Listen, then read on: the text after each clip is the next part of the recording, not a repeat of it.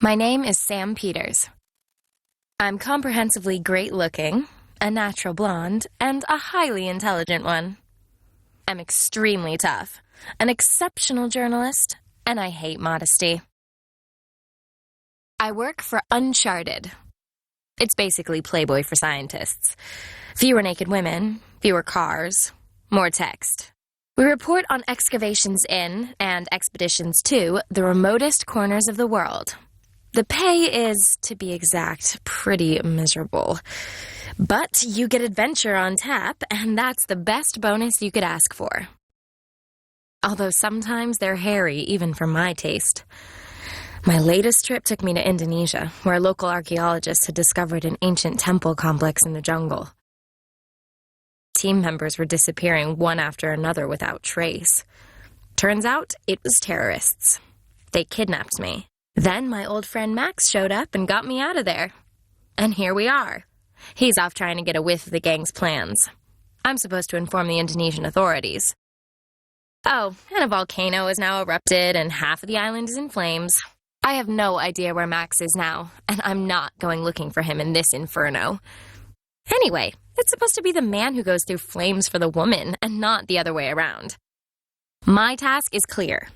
I have to escape from this island and bring help from the mainland.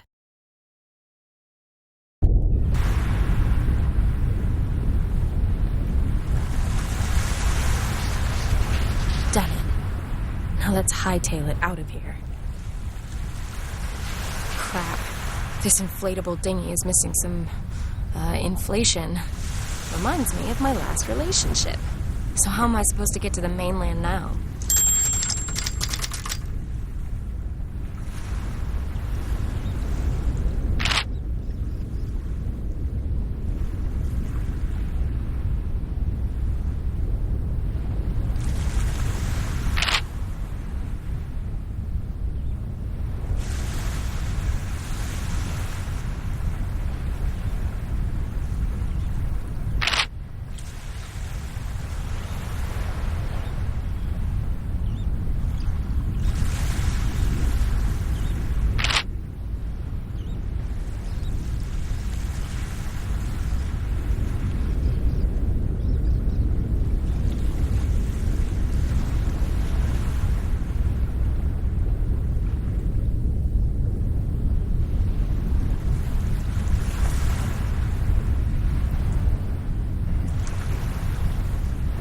Came here with this boat, it was in a considerably better state.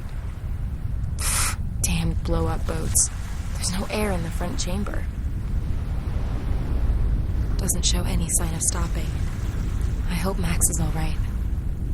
What am I supposed to do? Blow it out? Max is in trouble. I need to get to the mainland and find help. Looks close, but that's actually some hell of a distance. Swimming to the mainland is not an option. A message in a bottle. This beach doesn't miss a single postcard cliché.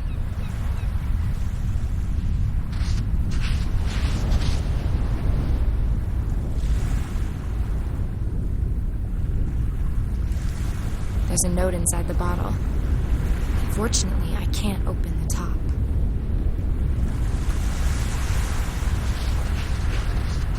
A bullet hole, those bastards. Laying my hands upon it is not going to mend that hole.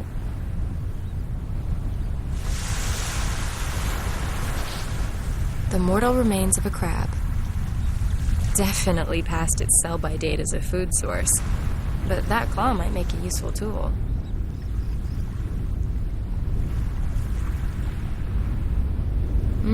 Delicious. I must definitely invite myself to dinner again. A completely typical Indonesian rock. I don't like to admit it, but this rock's just too big for me.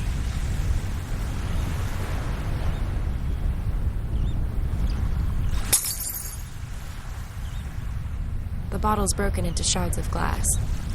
Shards are lucky. Almost sharper than me. I can't translate this.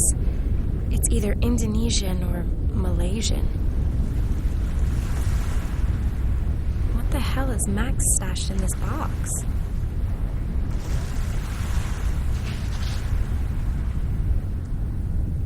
Locked. Maybe I can get it open some other way. My goodness. Max and his weakness for fancy locking mechanisms. Interesting mechanism. I'm sure that by pushing the switch, you can get Max's box open.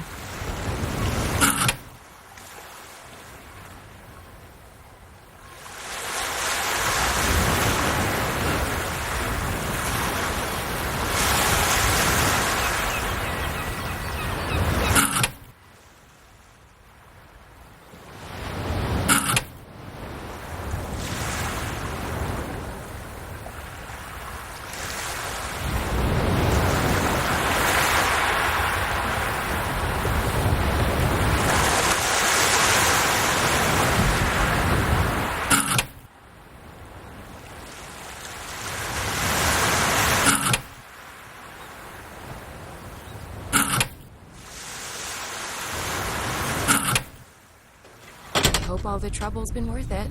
Boots and socks. A satellite phone would have been nice.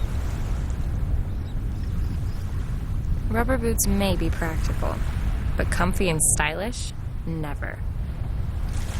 Fresh socks are essential equipment on a long expedition. A stripped-down air pump. Putting all the parts together shouldn't be too much trouble for a genius such as myself.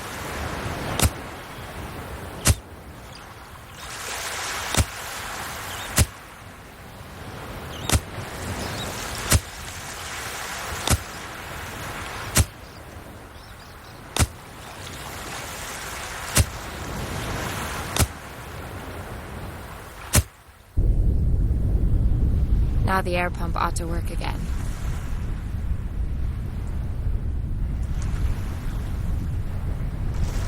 Let's clean away this grease and sand. I've cleaned and dried the area around the bullet hole.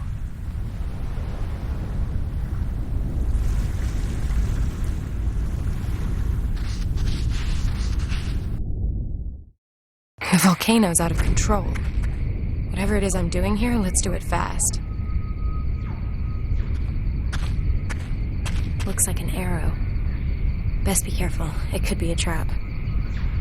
Nah, not interesting in the slightest. Not much going on there. I'll just take the one bone. I could bury him if I had a shovel.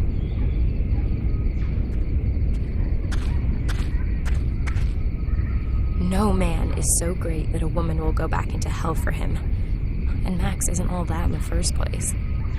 No, on this occasion, I'm going to respect that rule. Make an exception to my own and actually do what I'm told.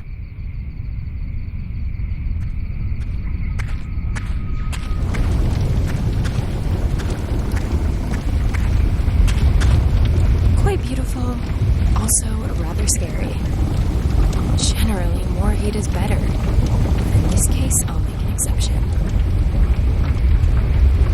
The heat's so intense, this bush has caught fire. Please, don't talk to me. I don't care what your name is. You're just a simple thorn bush, aren't you? It's thin, but it's strong.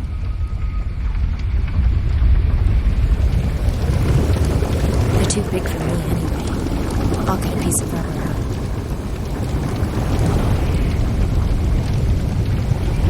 Well, they're no longer waterproof. I cut that out of one of the rubber boots. I'll jam the crab claw to the end. I'll jam the piece of rubber between the claws. The piece of rubber is stuck fast between the claws. Like roasting marshmallows. You have to know when enough's enough. Melted enough?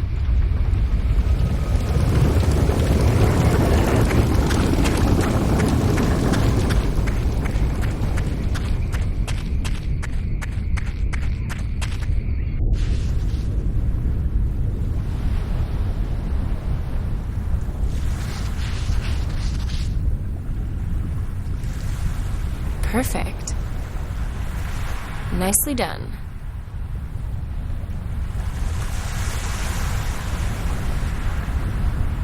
Let's get this dinghy back on the high seas.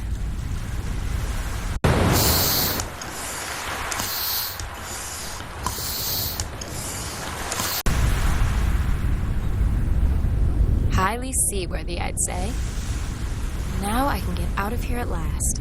I haven't phoned in for days. My editor will be going loopy.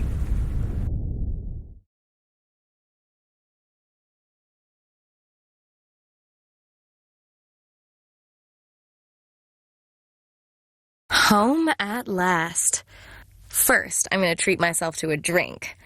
And then I will listen to the 25 messages my charming editor has left for me.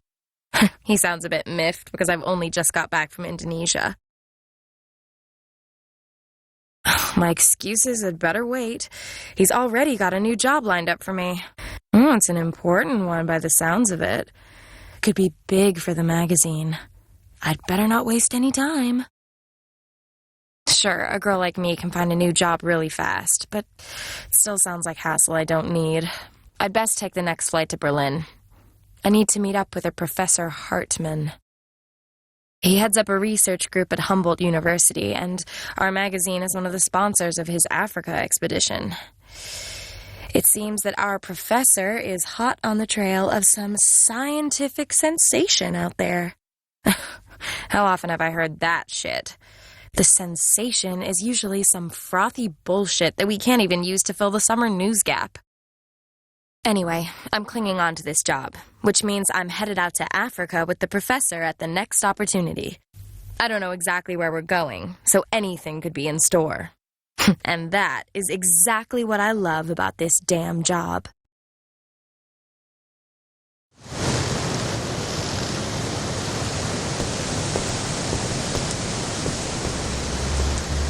The Biological Institute. This is where I'm supposed to meet Professor Hartmann. The gate's locked.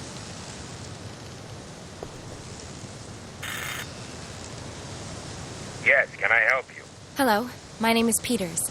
I've got an appointment with Professor Hartmann. I'm sorry, but he's no longer in the building. What? But he wanted to meet me here this evening. According to our database, the professor is away on an expedition. He's already set off? But I was supposed to be going with him. Yes, well, not every department of this facility is as efficiently organized as the security department is. Shit. My boss is gonna go bananas when he finds out I've missed this shot. What am I supposed to do now? Can you hear me? Yes. Do you know exactly when the professor jilted me? Just a second. It looks like it was this morning. Do you know where the professor was headed? No, but you could ask his secretary. Great. Where is she? Frau Mueller has already left for the weekend. She'll be back Monday morning. Have you got her home number? We do. But I couldn't possibly give out private staff details to members of the public. Be patient and come back Monday. Patience is definitely not an option. No professor, no story. I need to find him as fast as I can. If I only knew where he was headed. Now I'm really in a jam. Could you perhaps pop along to Professor Hartmann's office and see if he's left a note for me? If he had left you a note, then it would be here at reception, I'm sure. Does Professor Hartmann have a cell number by any chance? Doesn't look like it. We only have his office number here. Could you perhaps imagine letting me into his office for just a mo? If you'd like to know precisely. No, not in my wildest dreams. But I wish you a refreshing, stress-free weekend. Same to you. With bells on. Looks like I'm gonna have to help myself. No gate stopped me before. I need to get into the professor's office to find out where he's gone. If I mess up this assignment, then that's my job out the window.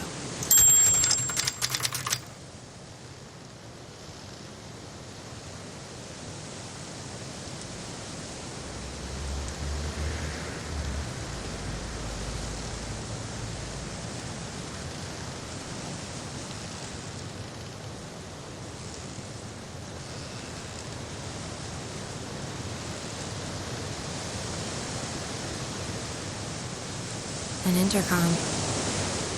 It says doorman next to the button. I can't expect any help from the doorman. I'll have to find out for myself where Professor Hartman's gone off to. The camera is covering the entire entrance. The doorman will be watching every move I make. Not a good idea messing about with the camera. The doorman will be onto me right away. The curbstone is full of chalk marks. Kids? No idea if this is relevant at all. I've just about got everything a girl could need in this little bag. But sadly, nothing to wipe these markings away.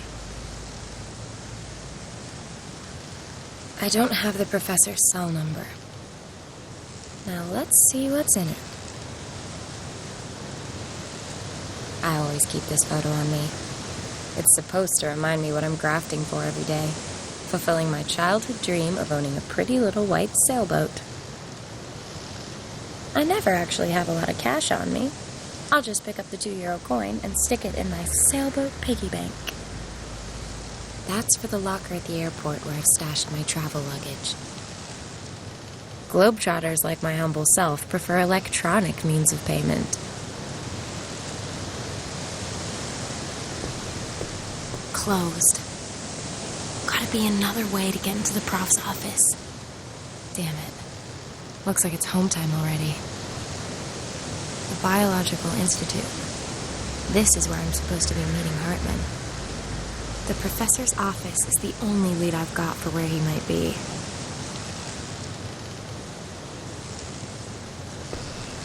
There's a notice from garbage collection stuck on the letterbox. According to this, the BSR collects the waste paper first. Then another truck comes for the bio-waste. The bulky stuff goes tomorrow.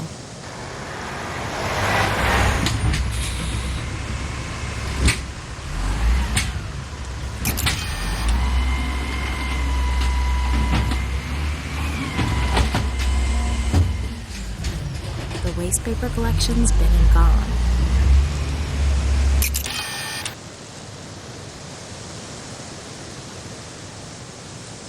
The Humboldt University Biological Institute. Bio-waste. Certainly the right color.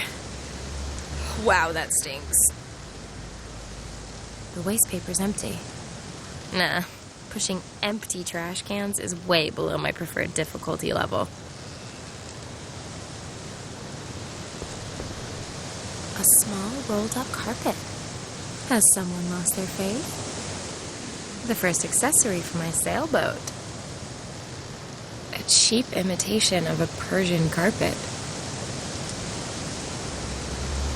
Unfortunately, not all of the walls in Berlin got ripped down. I know Berlin punks are finding new body parts to punch holes in every day, but I think we've some years yet before all-over body piercing comes into fashion. Although, with that security camera there, perhaps I could upload the result to YouTube and set the trend. Who am I kidding? I'm no punk. Well, okay, but just this once. Where's it supposed to go? Sounds like a good plan.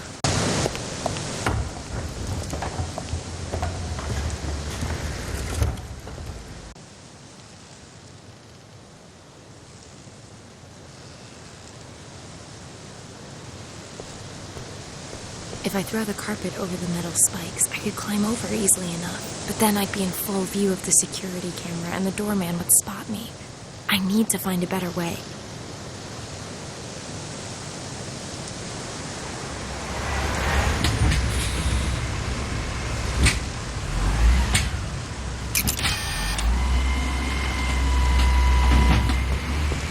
Now or never.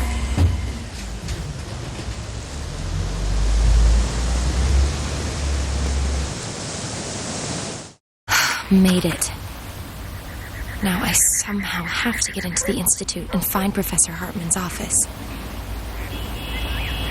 Would seem to be the main entrance. Waltz into the building through the main entrance? The doorman would chuck me straight out. There's gotta be some more subtle way in there.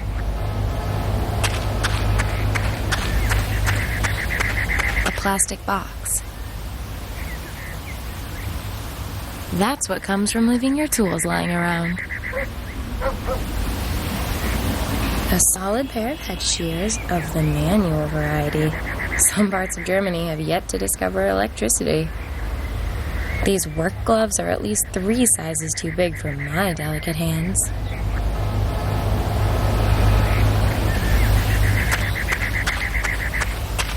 Now, if that's not the most cutest abandoned rake.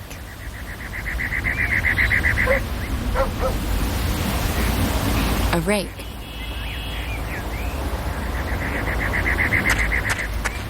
A poorly coiled hose. Damn. The clamp is solid. I can't get the hose off.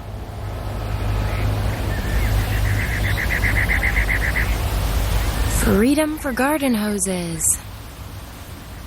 Green, long, flexible. A typical garden hose, then.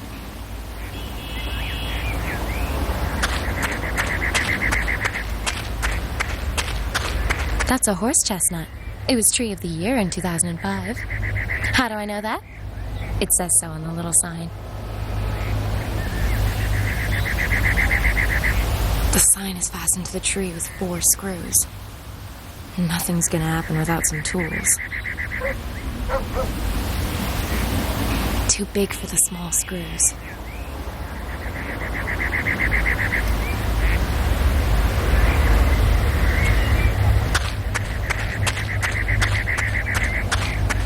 The window on the upper floor is open. Low walls, okay. 2 stories? Nope. I'm not a world-class free climber. The gardener would appear to give the weekend a higher priority than tidying up his tools. Good man. The perfect entry assistance. What can we say about this ladder? It's aluminium. That means it's light and easy to handle. It seems to be new. There are no signs of use on it. I count 14 rungs divided over 2 legs, which are held together by 2 thin chains. Well, that's that then.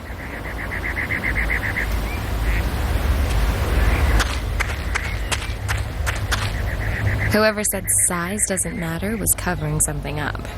This ladder, in particular, is way too short. Who needs a bolt cutter when head shears can do the job just as well? I've cut through the chains. Well, it's longer, but it's also lost any semblance of structural integrity. I'll tie the hose as tightly as I can to the rake. I'll push the rake through both legs of the ladder and secure the whole thing with the garden hose. I've secured the rake with the garden hose. That's a pretty sturdy contraption. That is a sturdy ladder. Well done, Sam. Climbing through windows. Real cat burglar me. And look, the coast is clear. Here's a box of empty file folders. Empty files. Useless.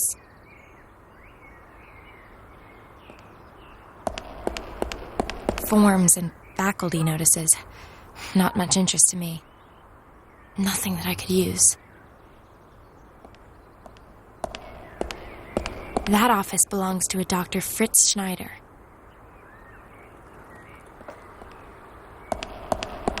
That's Lieschen Muller's office. Go down and run into the doorman's arms, perhaps? I don't want to push my luck too far. And there it is, the exception to the rule. You don't always find something useful in waste bins. A snack machine. Each of these little calorie bombs costs a cool $1.99. You only live once. I'll take a bag of crackers.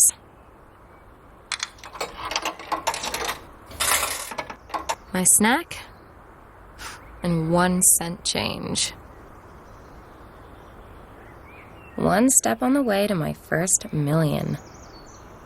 Spicy crackers. I'll hang on to this snack for later.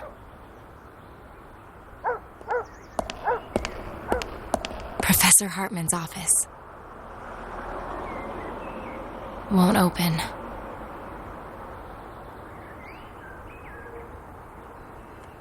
This old trick might actually work. Or then again, maybe not. The idea's right, but the plastic money didn't take the strain. We're obviously not talking about hard currency here.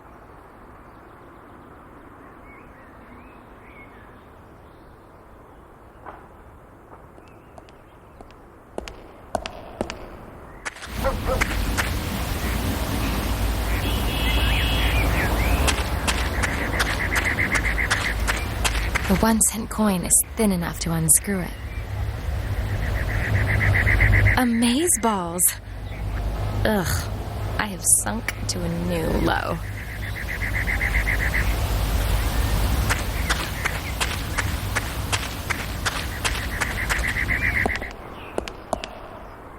On the thin metal sign it says common horse chestnut and the Latin name Aesculus hippocastanum.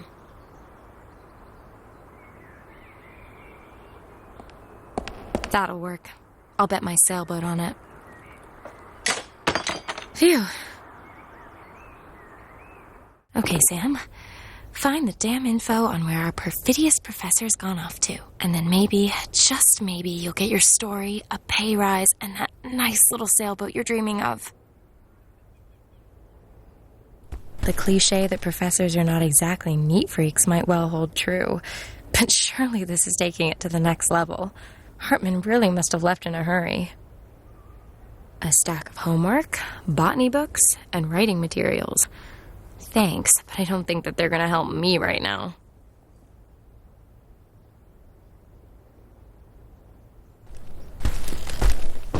From algae to zygopedilum, there's everything a botanist's heart could desire here. Files with details of students' projects and the prof's expeditions. Maybe I'll find a clue here. These files all have GHN on them. There are some scraps of torn-up paper on the top. There's some torn-up paper on the top. I'll take a closer look. A ripped-up fax.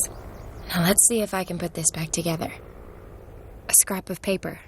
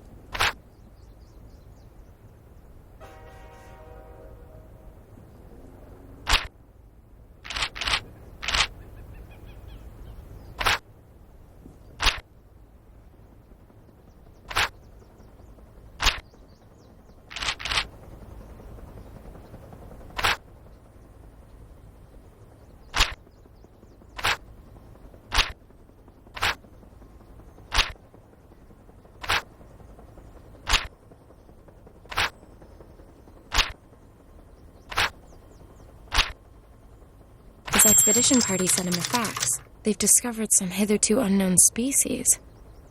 Great, but where, for heaven's sake? Unfortunately, there's only a code here. GHN 7531. But maybe that'll help me further.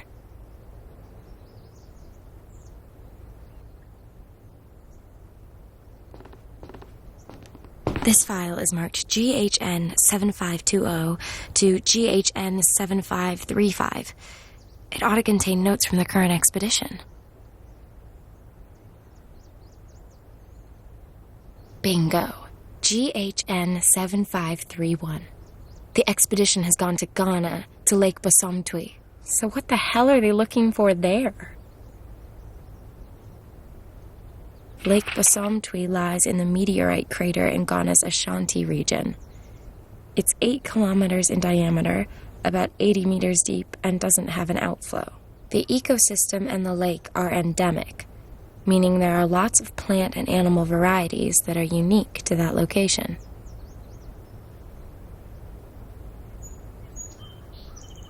The priority is investigating the effects on the ecosystem of a massive meteorite strike. What's that on the facts? The expedition has discovered some previously unknown organism. If the story's big enough to pull the professor away with such short notice, perhaps it's big enough to buy me a boat. Let's hit the trail for Ghana and Lake Basomtwi. The flight to Accra via Amsterdam was pretty fuss-free, but the in-flight food was crappy, as expected. I was able to revive myself with some traditional fufu and a few Gordon Sparks in a chop shop before a bush pilot flew me into an airfield by Lake Basomtwi. With a bit of luck, I'll be at the base camp in a few hours.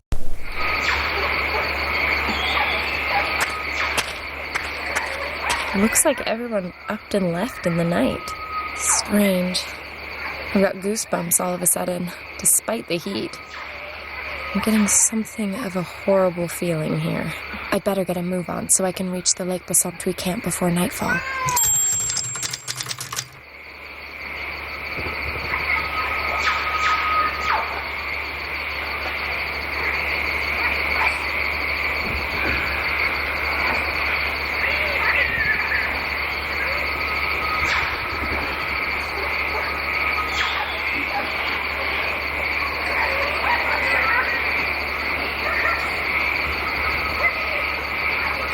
Airport terminal, Africa style.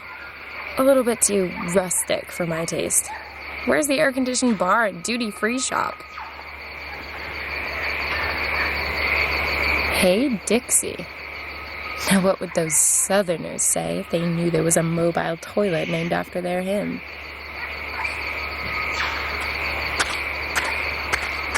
Holy shit. If a dead fish and a tramp had a baby and the baby threw up into a dog's mouth, the dog's end product would smell better than this toilet does.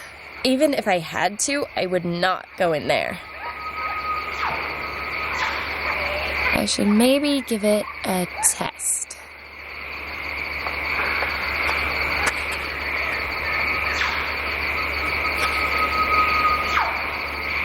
Come, gather round. And have the piss taken out of you by a crazy lady with a megaphone.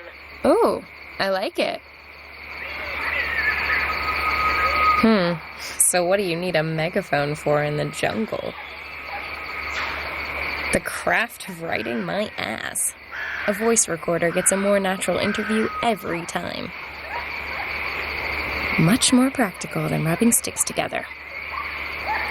Not a multifunction tool, just a simple pocket knife without the gimmicks. Not exactly the best of the best, but it can take a usable picture and the flash is top-notch. Why am I not one bit surprised that I don't have any reception here?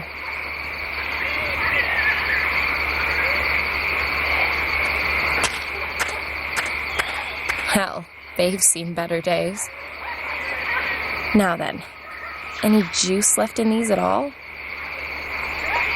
Look like they've been used. Lemonade. Sweet as shit and warm to boot. But even ice cold is not an option, if I want to avoid doing my figure some real harm. Well, okay, I'll take it with me. But be aware that this is non-alcoholic piss water. Lukewarm, sugary sweet, and with not a hint of carbon dioxide. Delicious.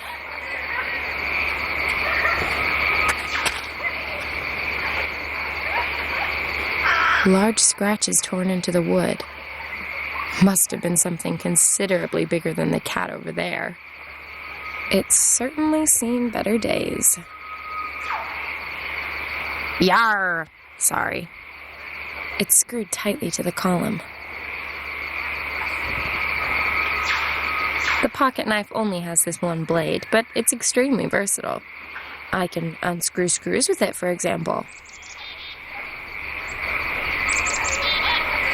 A coat hook, without a coat, and made from metal. Believe it or not, there are people who don't carry such things in their inventory, but actually wear them on their heads. So sad. I'll pull out a thread. In fact, this cap is such a waste of space, I'll throw the rest away. I cut this out of that old cap. This is where my exceptional capabilities in the tying of seamen's knots come into play. And to what should I now tie the hook? How to hook up in one easy lesson. Sits around all day, probably shows up for food and fondling. Men. Just two admittedly unfortunate words. Cat allergy. A limp sock. Reminds me of my ex. You know what? Enough of that. Crates of provisions.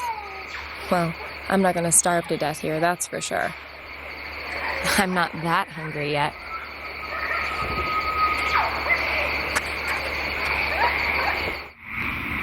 Looks like a reliable enough contraption. It clamps two ropes together.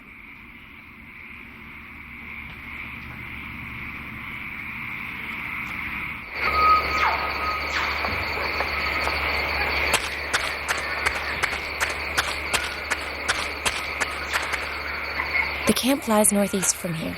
That's where we want to be headed.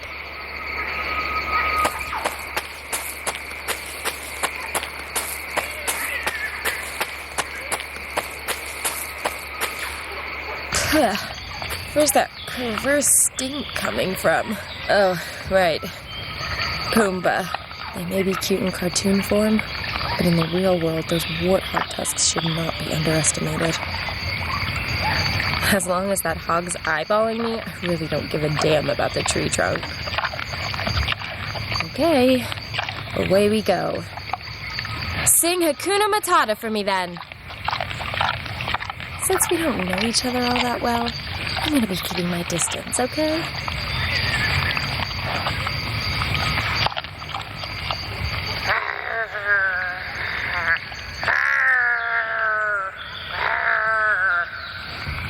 Great. He seems to be quite unaffected. I guess that act's only good for scaring off lechers in bars. And here's me thinking I have the act down pat. I suppose compared to most men, this pig is smart enough to tell the real thing from the crazy lady making cat noises in the jungle.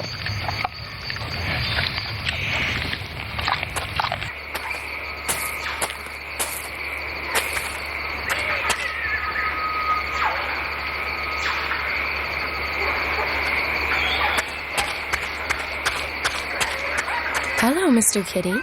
How about an interview? Thank you for the profound discussion.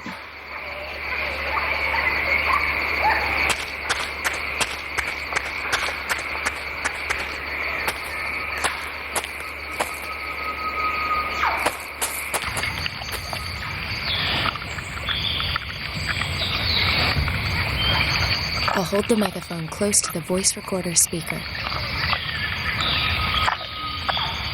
Perhaps the pig's got a cat allergy as well.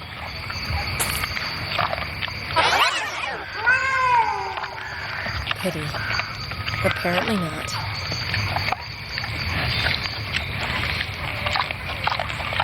Now I'll put the used batteries into the voice recorder. Perhaps the pig's got a cat allergy as well.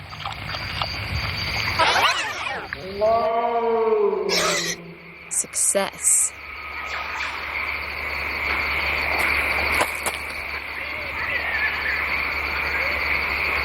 I don't need a walking stick quite yet, but hey, you never know. Straight and long. Could be useful. Ants. I must have scared them up. I can't get at them with my bare hands.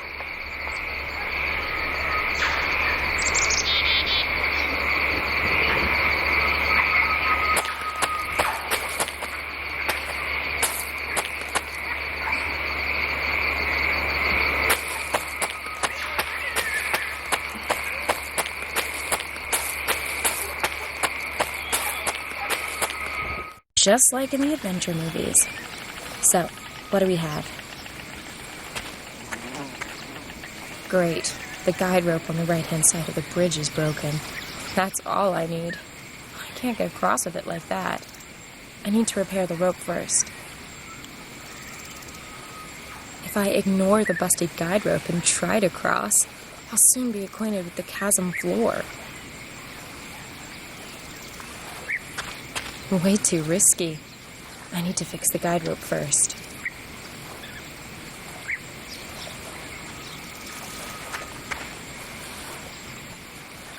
A prime example of a professional bodge job. It's really quite miraculous that this has stood here as long as it has. Unfortunately, I can't do much here with just my bare hands, other than strangle people with dumb ideas.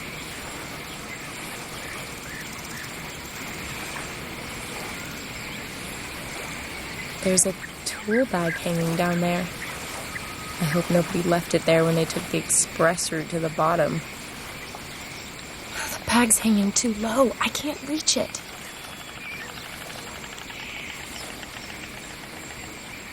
A long, straight branch. One long hook thing coming right up. Almost as long and sturdy as a proper boat hook. Come to Mama. Well, what have we got here then?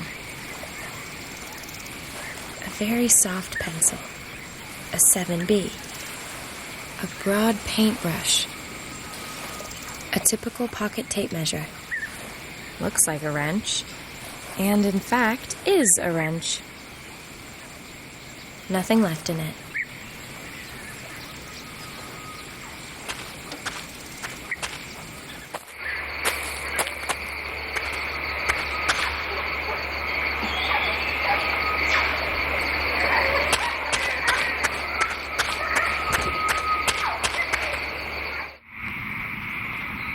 Okay, I've caressed the screws. Now what? The wrench fits. Now, let's just hope the mast doesn't fall when I remove the connector. How about that? Rope connector gone, mast still standing. A woman needs a little luck sometimes. Joins two ropes or cables together securely.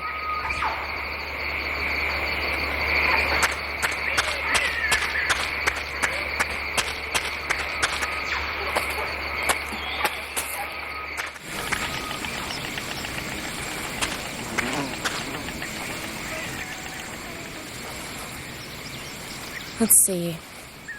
This can't be all that difficult.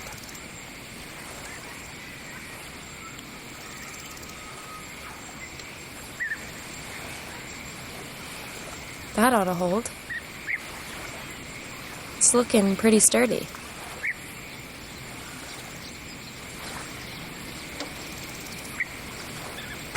Looks halfway safe again.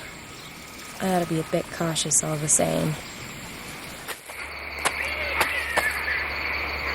Whoa, what a mess. Who did this? Hello? Professor Hartman?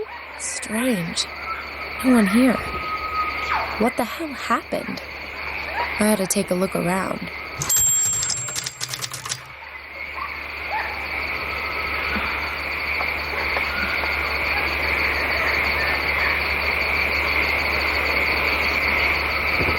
There's a fireplace here, but it's stone cold.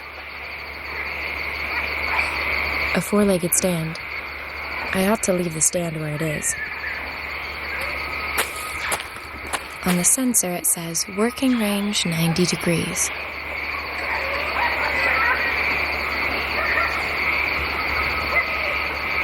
Won't be attracting much interest on the local real estate market.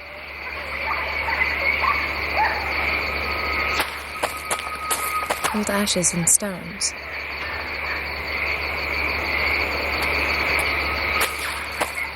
Trespassing here is not prohibited, just impossible. A genuine sun trap. These rocks are getting hot in the sun. Dry wood. Should burn well.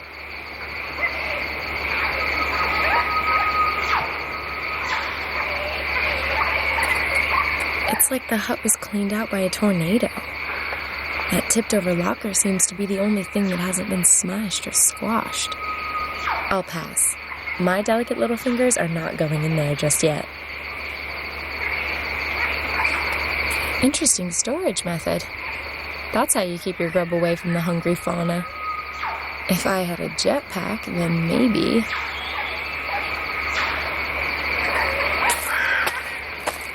This winch holds the crate hanging from the cable.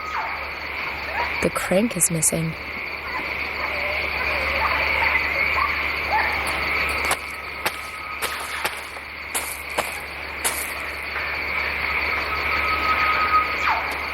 Now I ought to make a fire.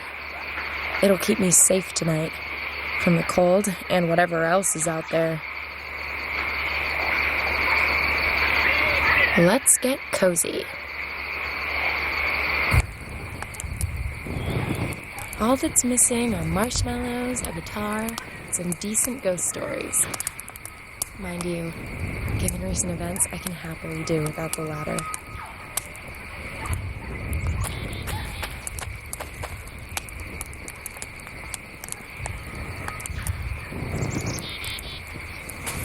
The wrench fits, but I don't have enough muscle power.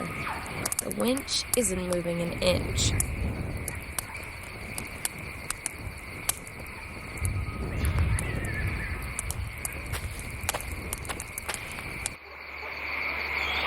The floorboards look pretty rotten. You want me to get a wood splinter? Even if the floorboards look rotten, you need something a little more heavy-duty than a manicured fingernail.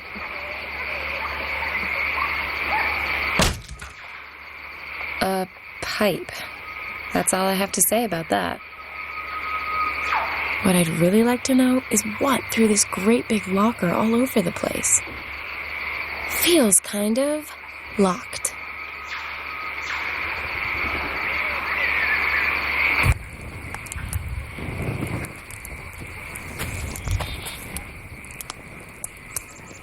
The wrench fits inside the pipe.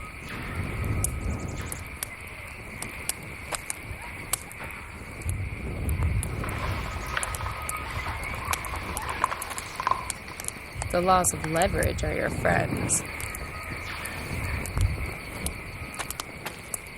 I'm so excited. There must be something really cool in there. My favorite occupation, plundering. Mostly fruit and veg. I'll leave that here and take everything else. A small metal key. A sleeping bag. Cuddly, warm, but also an accurate description of my ex-boyfriend. The mobile solar charger has to be assembled before it can be used.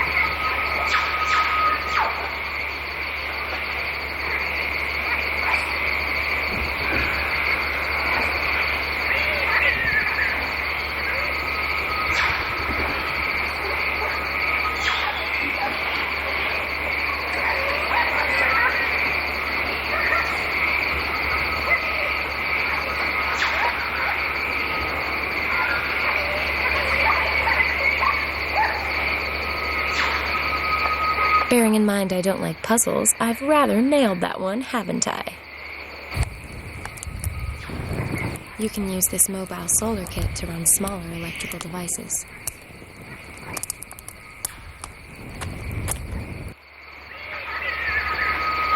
Aha, it fits. A first aid box. How useful. A letter? Another movement sensor. A laptop for outdoor use. Fully ruggedized.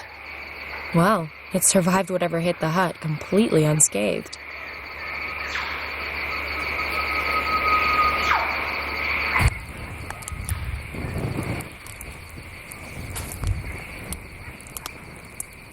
According to the sticker, that's Professor Hartman's laptop. Sadly, though, the battery's flat. I'll check the first aid kit. There are still a few painkillers left. Pure alcohol. Gauze bandages. Now all that's missing is someone to bind up. I've cleaned it out completely. I'll connect the solar charger to the laptop.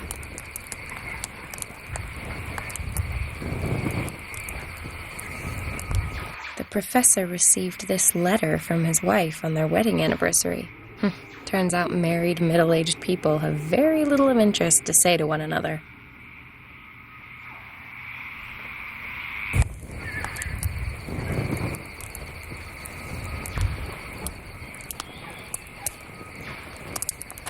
I'll put the laptop and the solar charger here in the sun. The perfect place. The laptop's protected by a code.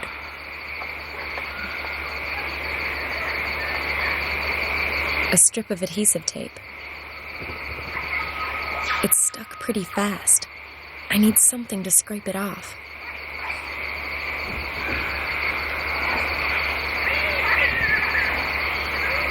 Might leave a scratch, but the ends justify the means. Is that just the manufacturer's logo? It looks like wedding bands or something.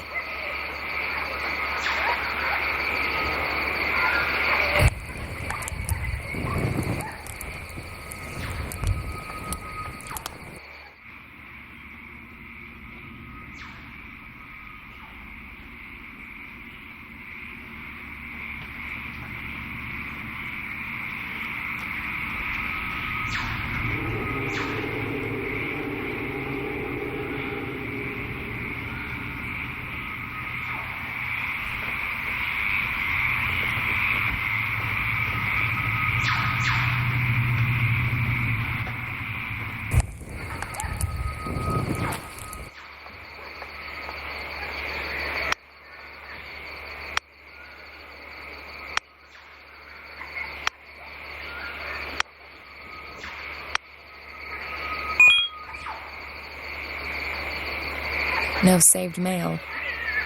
And if I was going to send or receive any, then I'd also need an internet connection. No forecast without the internet. And I don't need a laptop to see how the weather is right now. Looks like some kind of diary.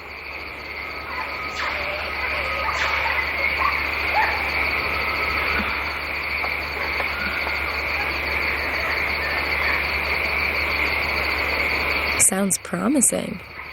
Viruses that are responsible for evolutionary leaps? That story would be an absolute scoop.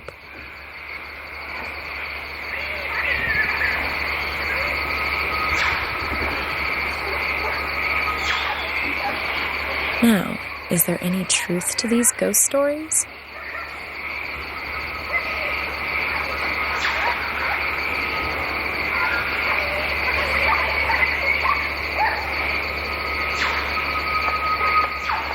Shit. Looks like it's quite possible they're close by here. I need to be careful. At least I now know where I can find the professor. Only now all that's missing is any clue to where this Christian mission is.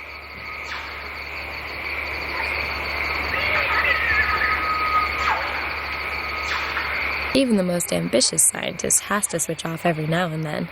Can't wait to see what kind of music the prof's into.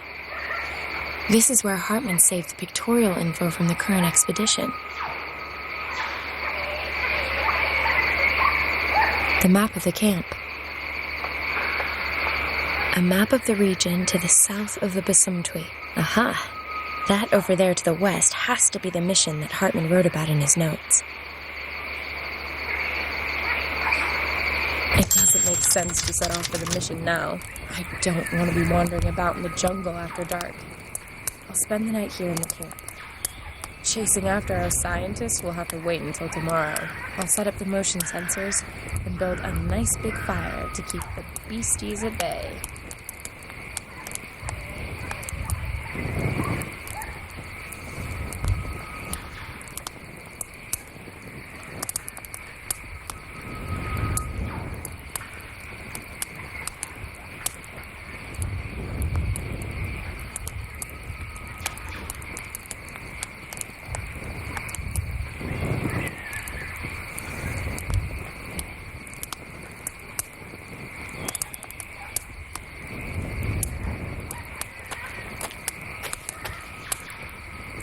A sensor with a working range of 90 degrees.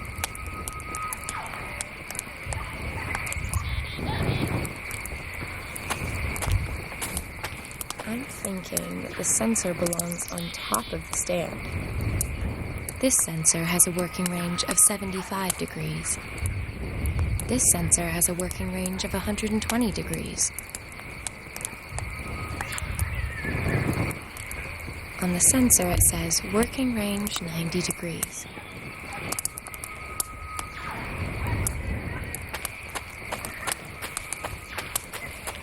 I'm thinking that the sensor belongs on top of the stand. This sensor has a working range of 120 degrees. This sensor has a working range of 75 degrees.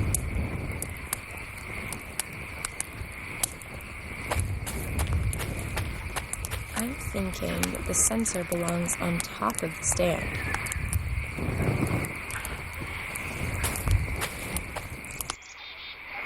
The map of the camp.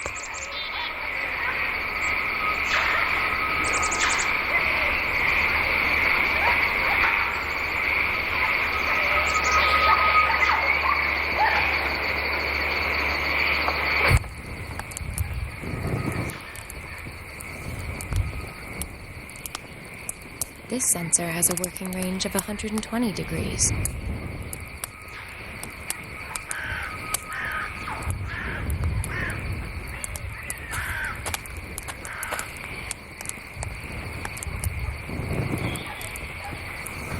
This sensor has a working range of 120 degrees.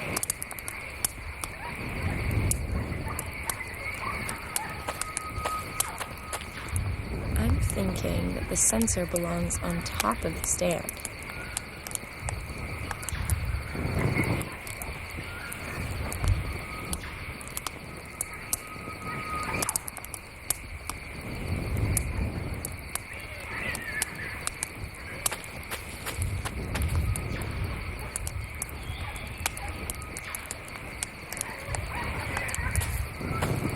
It's a motion sensor.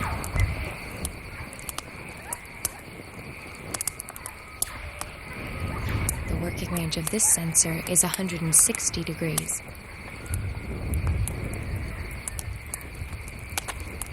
I'm thinking that the sensor belongs on top of the stand. Looks like the sensors are set up according to plan. There. All done. Now I'm gonna get some shut-eye. And in the morning, I'll head to the mission and track down this research team.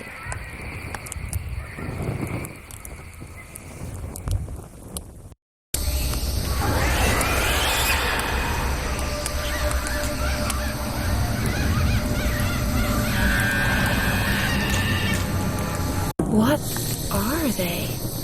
Animals? Nasty. I need to scare them off somehow.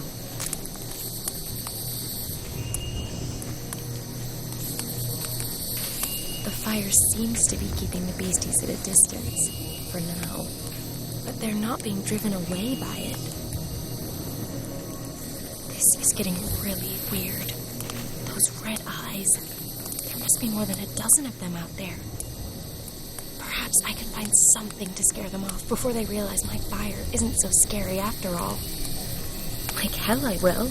I'm staying right by the fire. No mistake.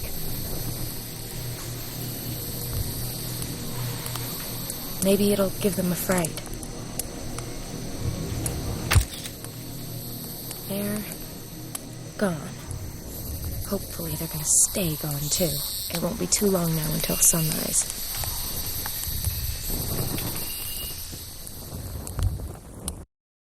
What a night.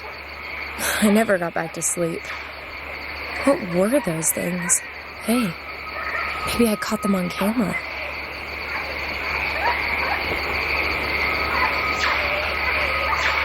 What the... In all the horror movies I've ever watched, I've never seen anything like this.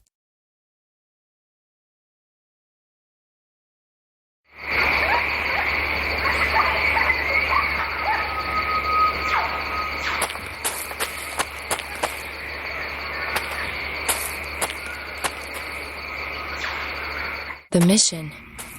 At last.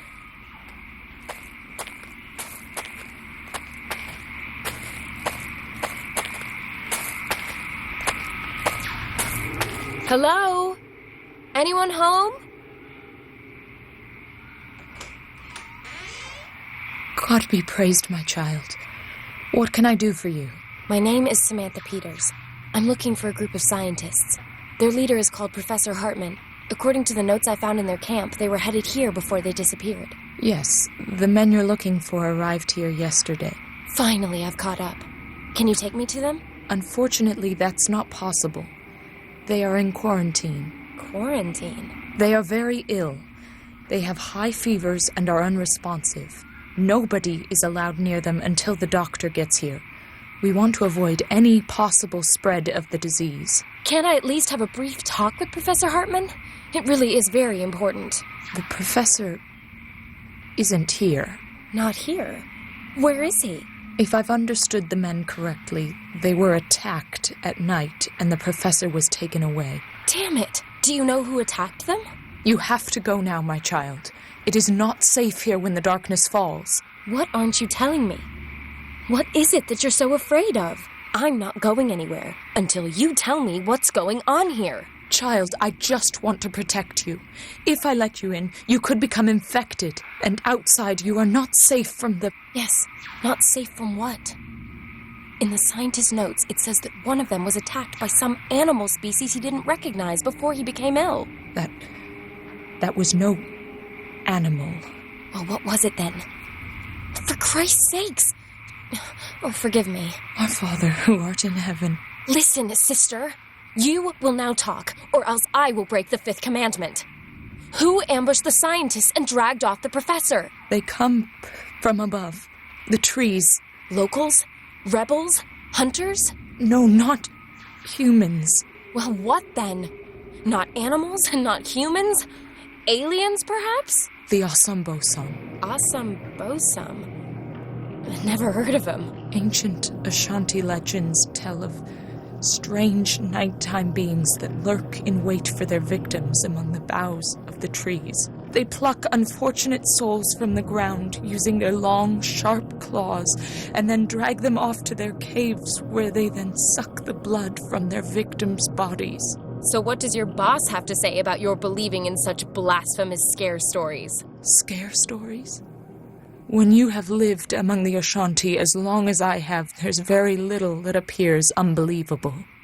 Let's reel this conversation back in from the nether regions of God's asshole and stick to the facts. I shot this photo last night.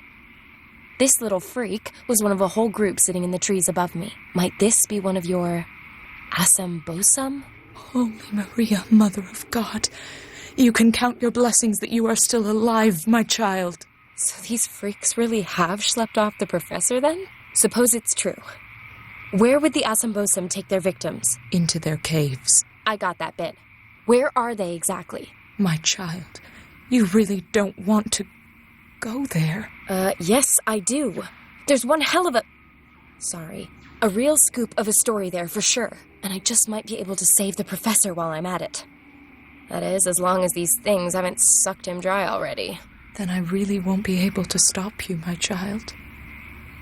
Wait here a moment.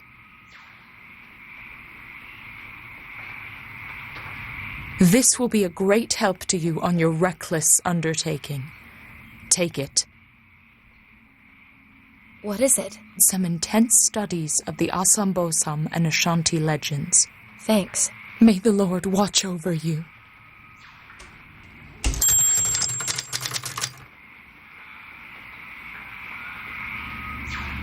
Not much to look at. I won't get any more out of the sister. With any luck, everything I need to know about the Assam-Bosam caves will be in this diary.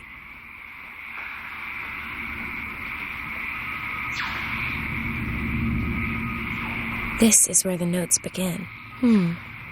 So there were already patients at the mission with the same symptoms as the scientists.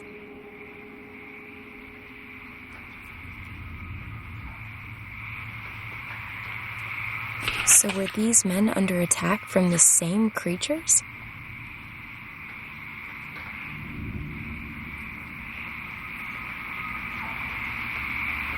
Let's see. Here it is. The attackers came out of the trees and surrounded them.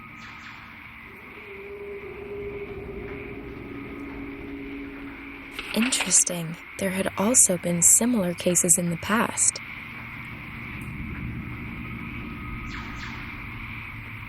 The locals call the attackers the Assam-Bosam. They're also supposed to be responsible for transmitting a virus. The old Ashanti shamans were able to control these mysterious beings and could protect themselves from the disease. The priest found himself in great danger on his quest for the antidote. The Assam-Bosam exist. Now it's gonna get interesting.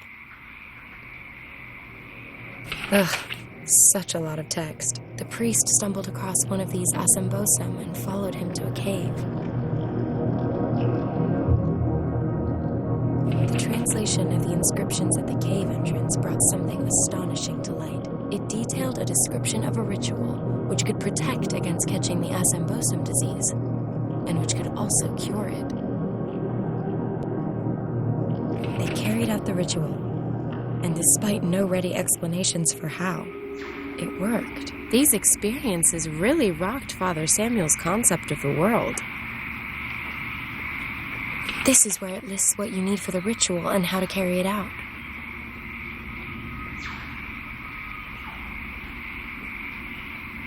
It's incredible. I suppose I have to accustom myself to the notion that the Assam-Bosam may not be pure fiction. The priest's very convincing. Unfortunately, he took his knowledge of the route to the cave to the grave with him. At least I now know how I can protect myself from the Assam-Bosam disease. When I find out where they're hiding, I still might be able to rescue the professor. Oh, a loose page has fallen out. It's blank. That reminds me. What's a blonde doing when she's staring at an empty sheet of paper? According to my last boyfriend, she's reading her rights. Har bloody har.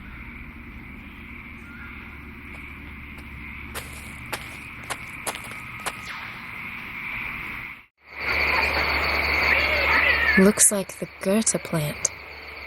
I'll pluck myself a blossom from it. Star lily. Very pretty. One blossom for my hair, one for the ritual, and one to stamp under my feet as an expression of rebellion. One blossom from the hyacinth is enough, according to the diary. A few stems of alyssum also need to go in the pot.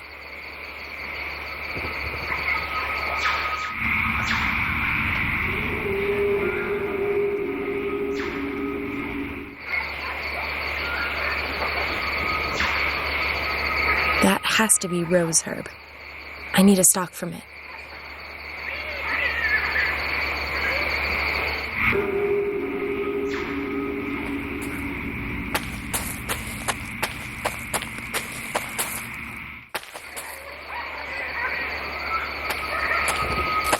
Julius, 1767 to 1832. Here lie my mortal remains. I just wish they were yours. That's terrible. Sister Josephine, 1852 to 1904. Here rest her bones, and for the first time, alone. Cheeky.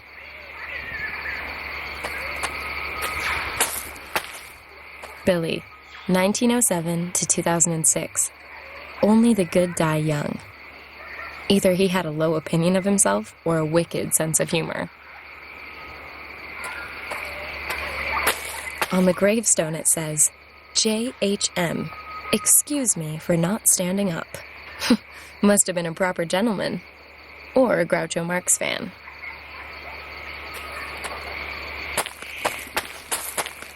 Father Samuel's grave. Strange. No epitaph, no date of birth, no date when he died. Just the name. Oh, and 9 curious symbols chiseled into the stone. Looks like lines and trees. I may at times have let myself get talked into things. I also may have been incentivized by the odd payment. But grave desecration is definitely off the agenda. Great. That lets me transfer the symbols onto the paper. The pencils had it, but I've now got perfect copies of the 9 symbols on Father Samuel's gravestone. An empty clay bowl.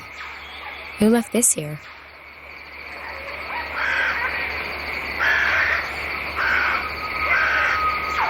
A clay bowl.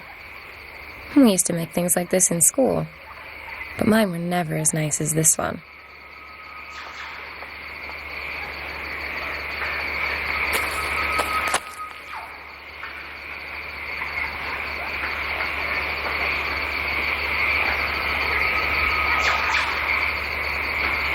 Okay, I'll carefully cut out the different symbols.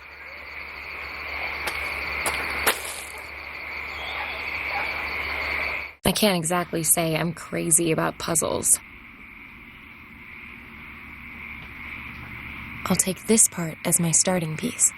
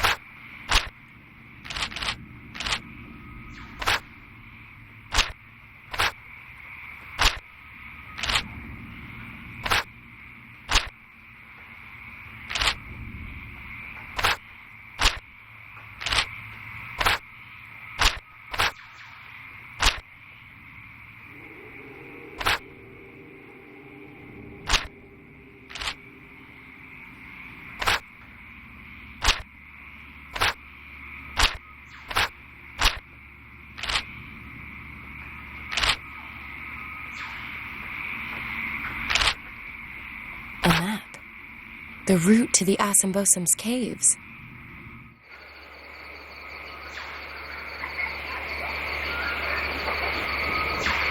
Father Samuel drew in the route to the Asymbosum caves on this map.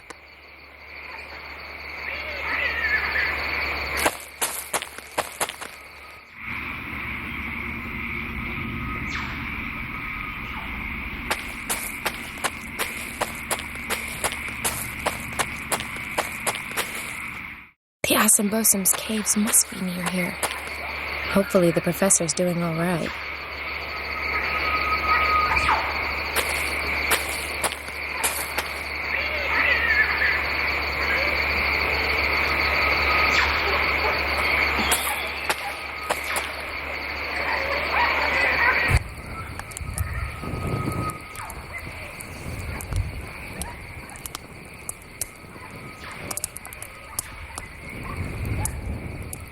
Let's decant this delicate brew. Home economics is for housewives.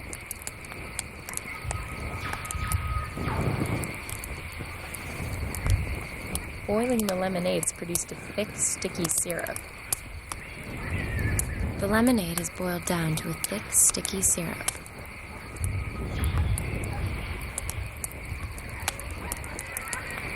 That should work. It's covered in syrup.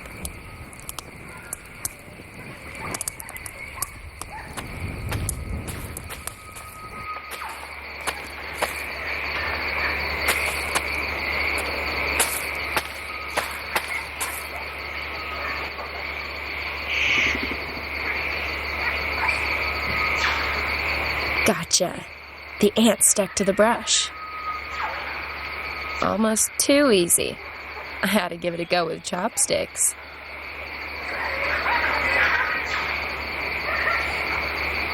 Gotcha. One more.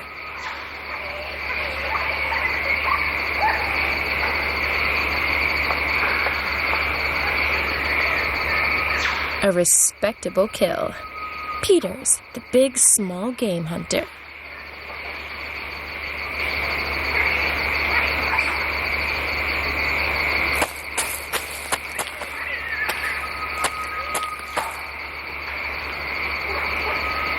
The entrance to the caves, and no sign of the professor. I'd better go in and take a look, after carrying out the written instructions for Father Samuel's protection ritual, of course. I have absolutely no inclination to go catching hideous jungle monster disease.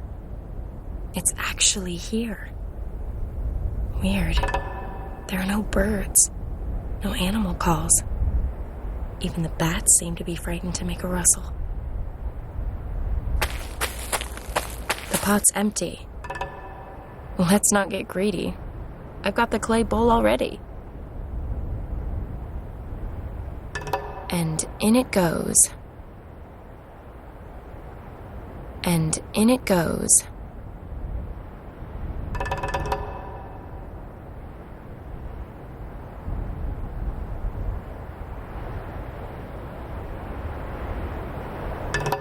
And in it goes.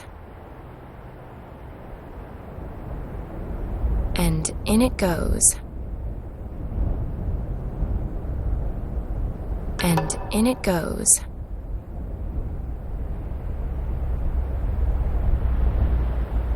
So, that ought to be all the ingredients. Let's see what happens. Ugh, the way that stinks, just the smoke could keep pretty much anything away from me. Smokes like my socks are on fire and smells like a wet fox. What the hell, so long as it confers improbably vast immunizing properties.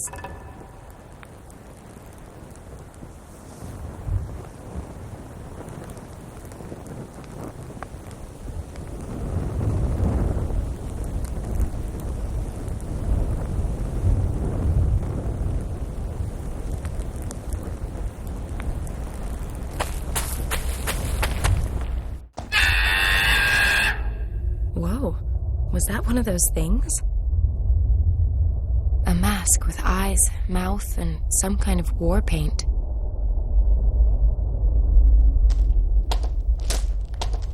Even more passages. It really does seem to be more extensive than I first thought. There's a mask hanging on the wall here as well.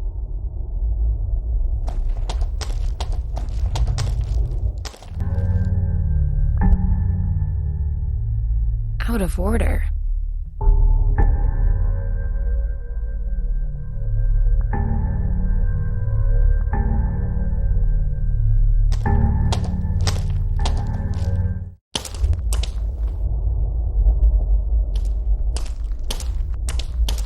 It's like some kind of graphic novel.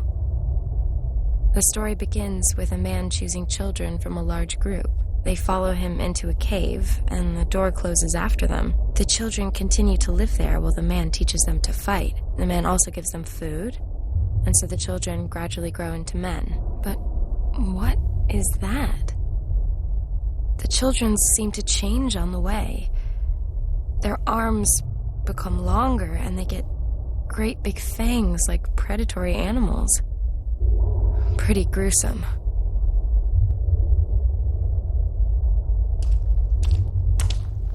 Looks like one of those weird lamps they sell in the Scandinavian furnishing store around the corner back home. I feel like it's there for a reason. Best leave it alone for now.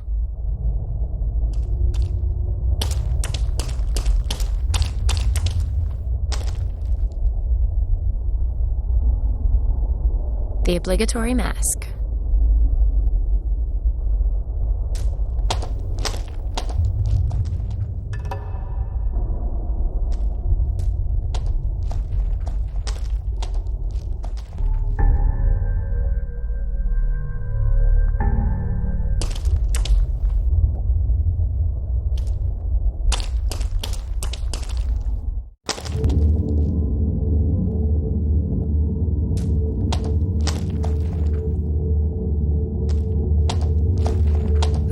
Children. If I only knew how they were changed, they'd make the story of the century. Perhaps the professor knows the answer.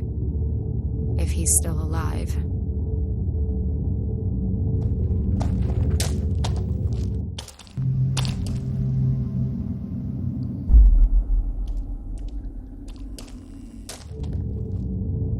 Not the slightest trace of Prof. Hartman. Only more passages that lead deeper into the caves.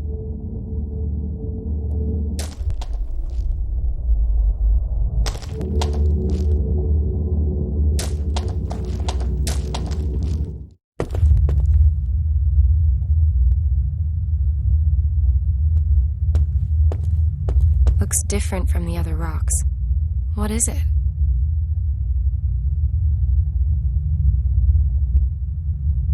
A lump of resin.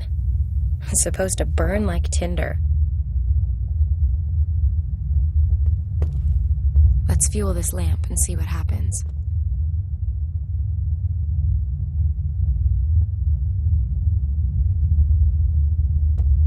The resin's burning.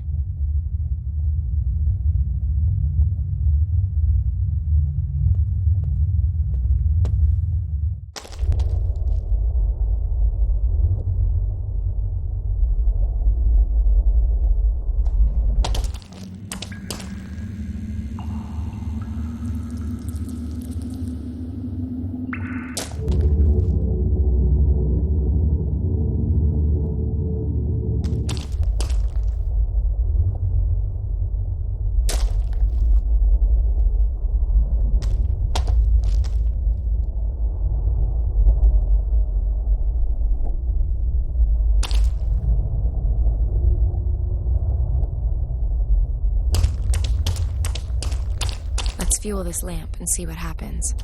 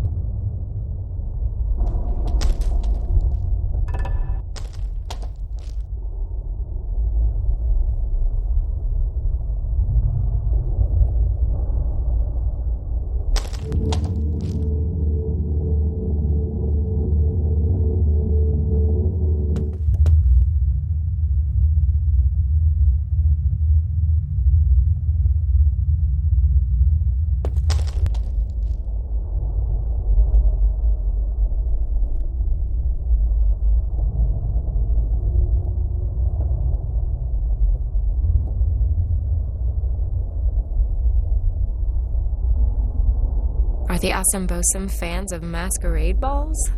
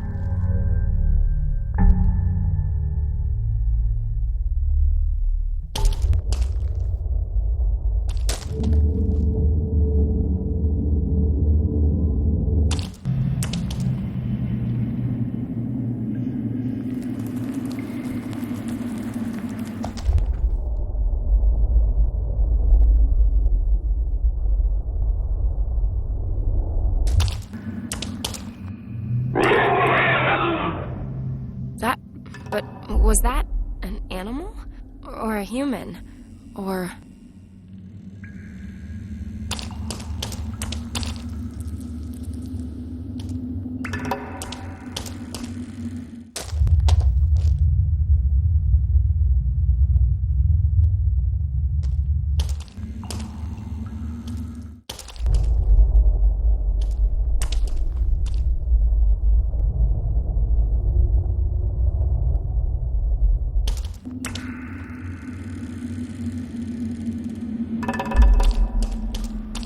fuel this lamp and see what happens.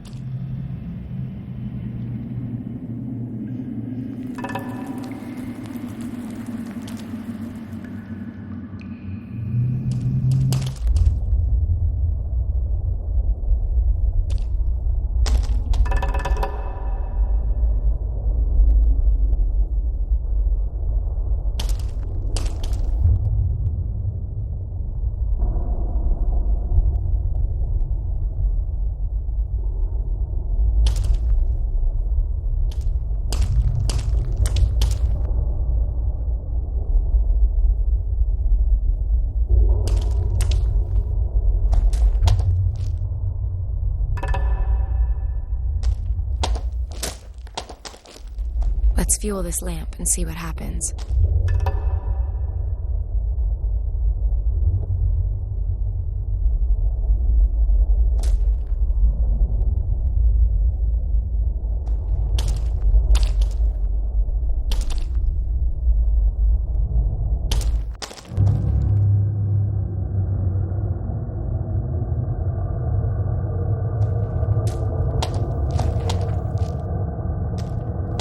The door won't open. It's the end of the line.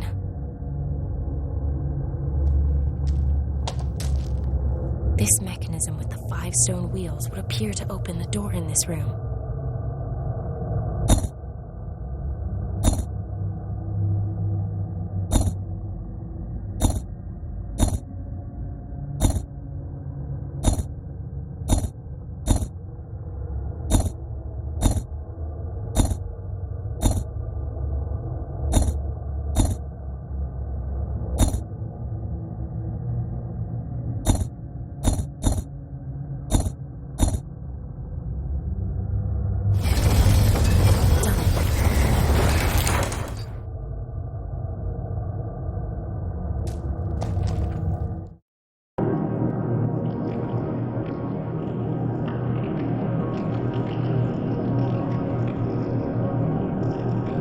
Professor! Those damn creatures.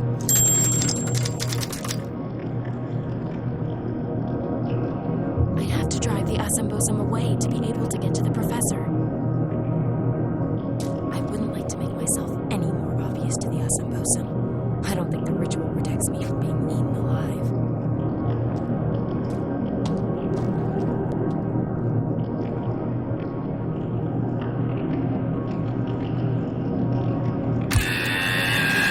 Things are getting tight here. The battery's almost empty. Herr Professor! Professor Hartman, can you hear me? He's obviously in some considerable pain. I'm not going to be able to move him until those wounds are patched up and he's feeling better. Healthy, he's not. Completely unresponsive. I ought to take a look at his wounds and give him something for the pain before we get moving.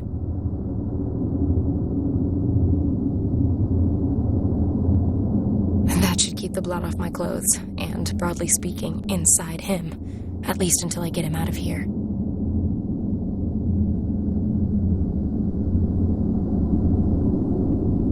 Here, get these down, you prof. That will have to do until we get back to the mission.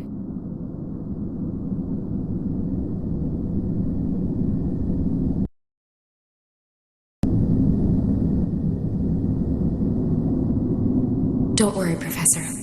I'll get us out of here.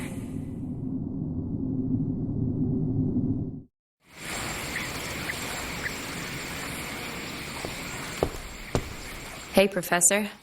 You look considerably less shit than you did when I found you 2 days ago. Welcome back to the land of the living. Thank you for the expressive compliment. The sisters have looked after us quite devotedly. And, of course, my deepest thanks to you for your getting me out of there, Miss... Peters. Sam Peters. Ah, and you are the journalist. Please forgive me for setting off without you. But the situation left me with no other choice. Forgiven and forgotten. If you give me the story as promised. Of course. So you have a few minutes for me then? Take a long look at me. Do I look like I've got anything else planned?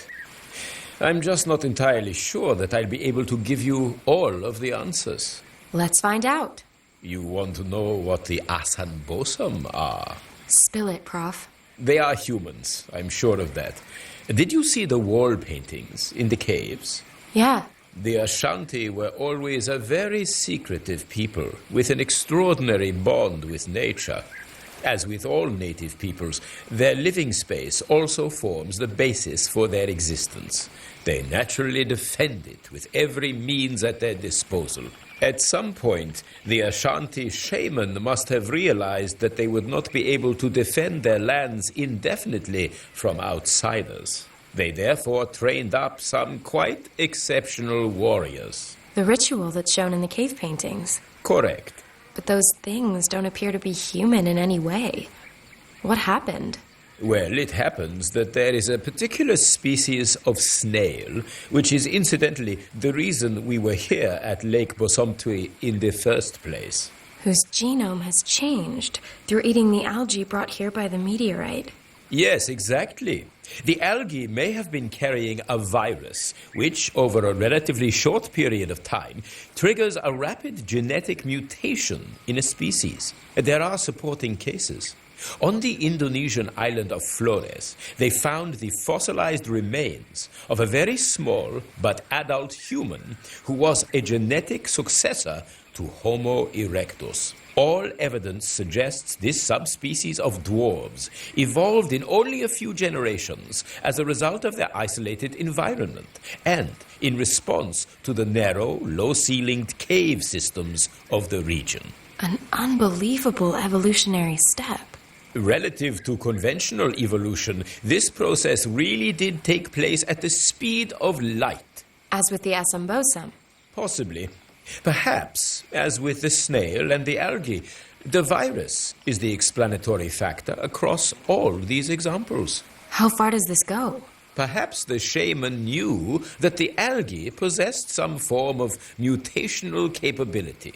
and raised his warriors on it. The terrifying result you've witnessed firsthand. Then these warriors are designed with the sole purpose of keeping outsiders like us away. That is my interpretation, yes. And what about this disease they carry? That, alas, is one of the questions I cannot currently answer. The Assenbosen themselves appear to be immune to it. Perhaps it's a further defense mechanism. Do you think that they killed anyone? No, at least not directly. The evidence so far suggests they were designed to keep potential aggressors at bay, not to actively eliminate them. So what now?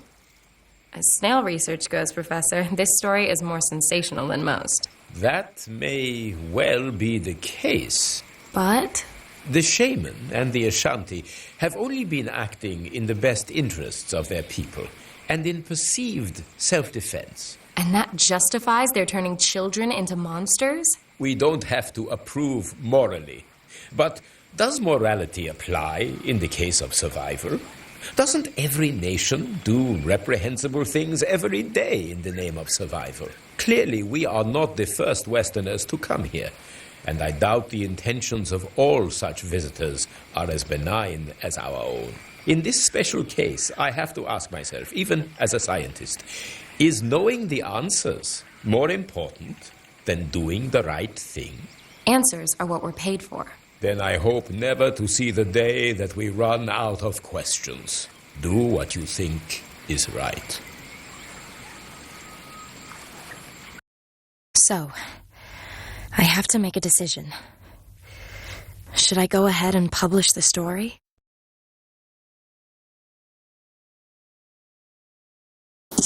In retrospect, publishing the Assenbosen story really wasn't such a good idea.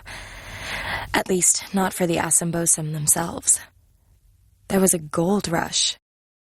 Scientists, journalists, tourists, even big game hunters. The military looked on and did nothing. The few game wardens were helpless. When mass demonstrations back in the West finally delivered human rights for the Assenbosen, it was almost too late. But at least the last Assenbosen had been freed from the clutches of unscrupulous zoo owners and show people. They've been moved to rehabilitation stations, where they're being prepared for their return to their original habitat. The Bosumtwi has been declared a World Heritage Site and Nature Reserve, monitored by an international protection force. Oh yes, and as for me, well, the story made me a small fortune, some amount of fame, and a not-so-small sailboat. In fact, a vast one.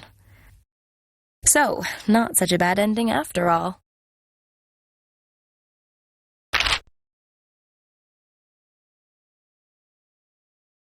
So, I have to make a decision. Should I go ahead and publish the story? I simply didn't have the heart. May a cloak of silence remain forever over the existence of the Assenbosen. Freedom really is so much more important than anything else. Talking of freedom, that's something I can also enjoy limitlessly, though sadly not on my little sailboat. When I got back to Hamburg without a single line of copy, my editor flipped and bounced me back onto the street. Whether or not he managed to get over the small heart attack that followed, I'm afraid I don't know. And frankly, I don't give a damn. It's time for me to drop by on Max in Berlin again. Perhaps he'll finally even introduce me to his beloved Nina. From the way he went on about her in Indonesia, I don't think they'll be apart for too long. And maybe he'll have a fabulously lucrative job for me and get that sailboat back on track.